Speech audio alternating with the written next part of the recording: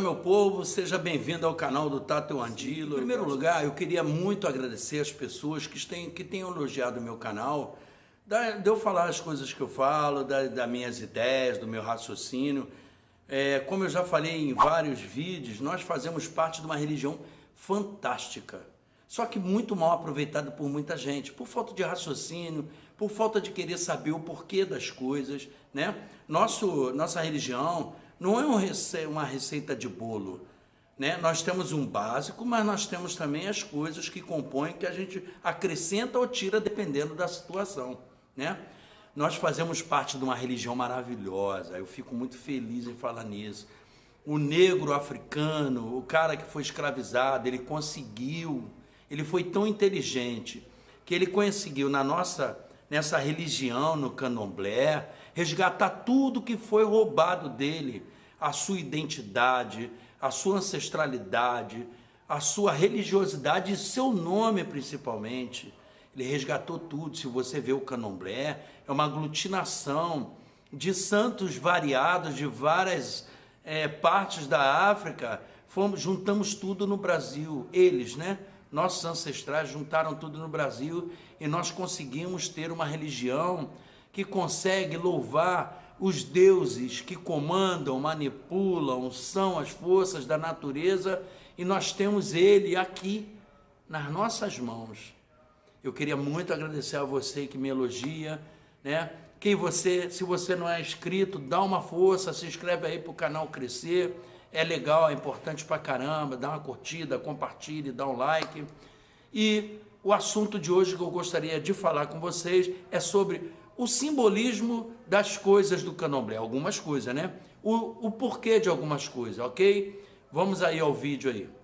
Bom, uma das coisas que eu tenho das minhas características é investigar, raciocinar a respeito de tudo aquilo que acontece dentro da nossa religião, né? Há um tempo a gente começa assim a se perguntar por que das coisas. Quando você vai ficando um pouquinho mais velho, mais exigente, você começa a se perguntar um pouquinho das coisas, e é legal passar esse conhecimento, o seu raciocínio, para ver se as pessoas concordam, se essa coisa é só sua, se as pessoas acham que é legal também. Então, vamos lá falar sobre o assunto. Por que um muzenza, ele obrigatoriamente, em qualquer religião, em qualquer nação, ele sai todo pintadinho de branco, com cucuruco na cabeça e dançando como se fosse uma galinha ciscando para trás? Vocês já perguntaram por quê? Culpa desse bicho aí, ó.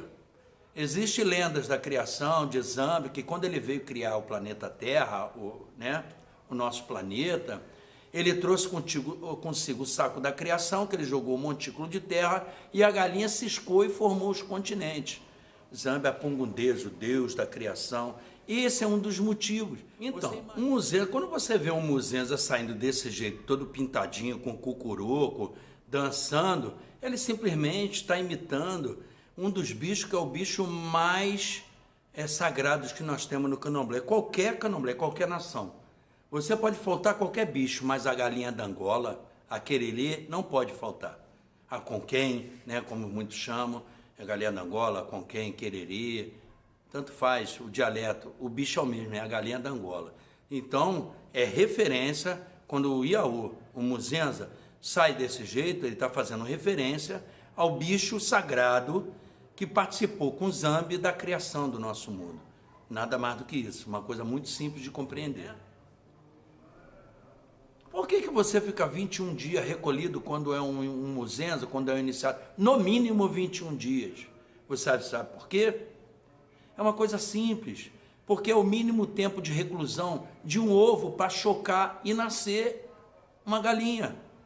De 21 a 28 dias. Você vê, a gente, sempre os antigos falavam, né, que Iaô, muzenza tem data para entrar, mas não tem data para sair, porque passa por diversos procedimentos, né? Diversas coisas acontecem dentro do manzo, dentro do barracão, que dão condições daquela pessoa ser sacralizada e ser o seu eu ir de encontro ao seu ancestral. O que a gente faz quando a gente é iniciado? O que é? É juntar a sua ancestralidade, a sua espiritualidade com sua carne, com o seu corpo.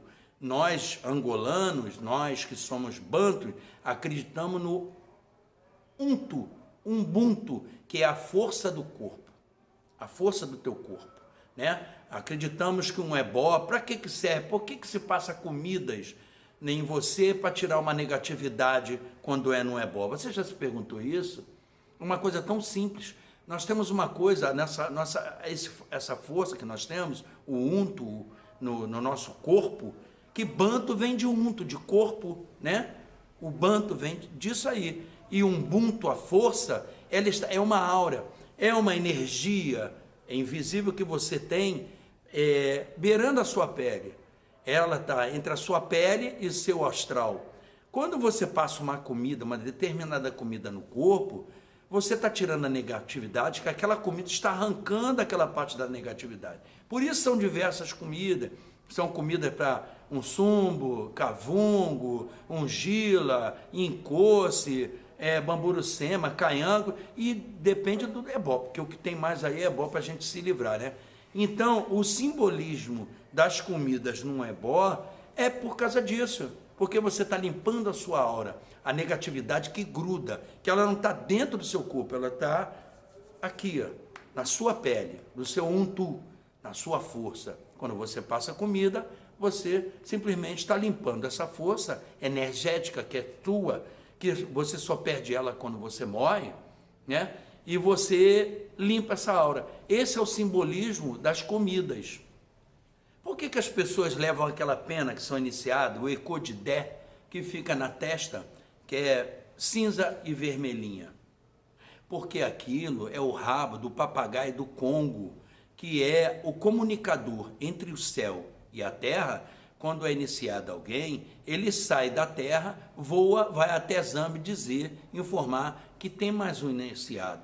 E leva para o astral, para Zambi, o nome daquela pessoa que está se iniciando, que acabou de nascer, que é no dia da saída, no dia do nome, que quando o Muzenza pula, abre os braços para o mundo, gritando o seu novo nome, seu nome ancestral, o seu nome divino, o seu nome que você foi sacralizado e consagrado para ter. Esse é o significado daquela pena. O macofo, que é o adocho, muita gente não sabe nem o nome que é macofo, o adocho, que tem o mesmo que a galinha da Angola tem. Aquilo ali é o significado da vida, da extrema unção entre você e Zambi, o Deus Criador, independente do santo que você é iniciado. Esse é o simbolismo. As pessoas se perguntam também muito por que do padê, que as pessoas falam, vou despachar Exu. Canta-se o padê no meio da sala, tem a quartinha, tem gente que bota um padê de dendê e de água, né?